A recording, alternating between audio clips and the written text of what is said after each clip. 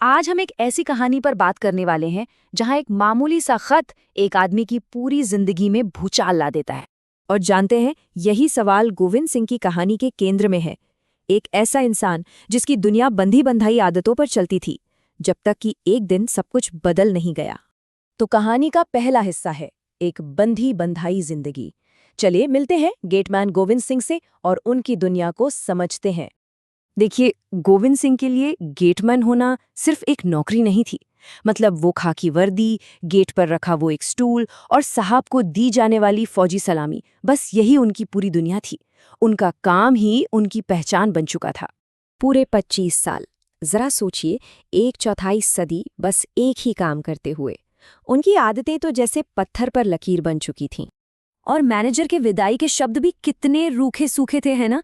सिंह को ऐसा लगा जैसे वो किसी बहुत बड़ी मशीन के बस एक छोटे से पुर्जे थे, जिसे अब निकालकर अलग रख दिया गया है। तो अब आता है कहानी का दूसरा हिस्सा, एक कलाकार का जागरण।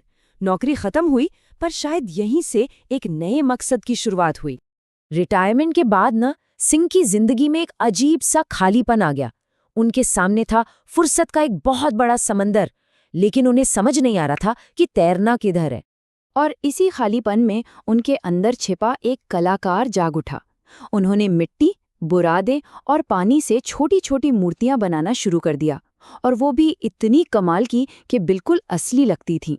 उनकी बनाई इस नन्ही सी दुनिया में सच में जिंदगी के सारे रंग थे। गांव, शहर, लोग, ऐसा लगता था मानो पूरा का पूरा एक संसार उनकी मुट्ठी में ही समा गया हो। तो अब देखते हैं कहानी का तीसरा हिस्सा, साहब के लिए एक तोहफा। ये वो मोड़ है जहां उनकी कला उन्हें वापस उनकी पुरानी जिंदगी से जोड़ती है। तो उन्होंने एक नया नियम सा बना लिया।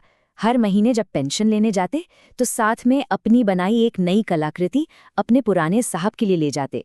शायद यही उनका उस दुनिया से जुड़े रहने का एक तरीका था।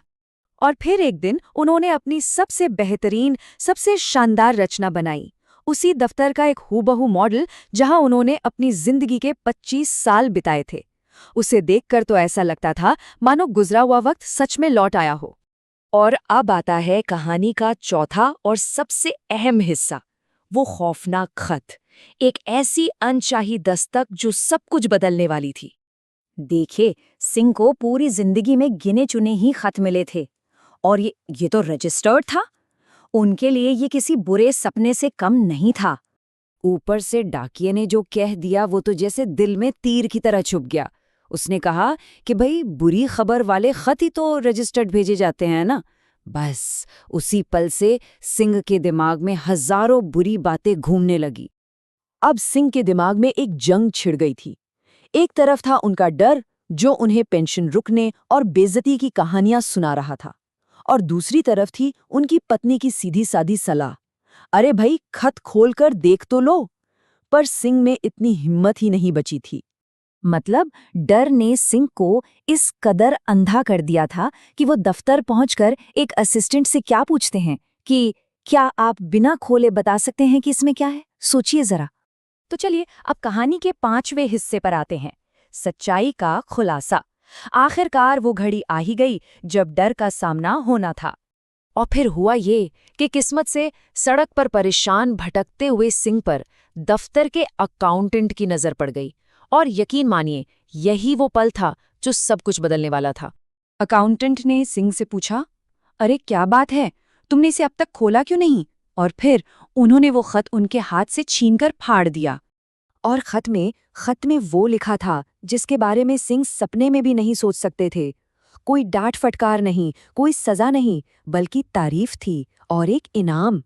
उनके सारे डर पल भर में हवा हो गए। पूरे 100 रुपए का इनाम।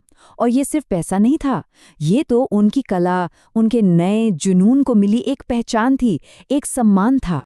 सिंह की आंखों में आंसू थे। उन्होंने कहा, आप भगवान हैं सर, जो आपने ये कहा कि मैं पागल नहीं हूं।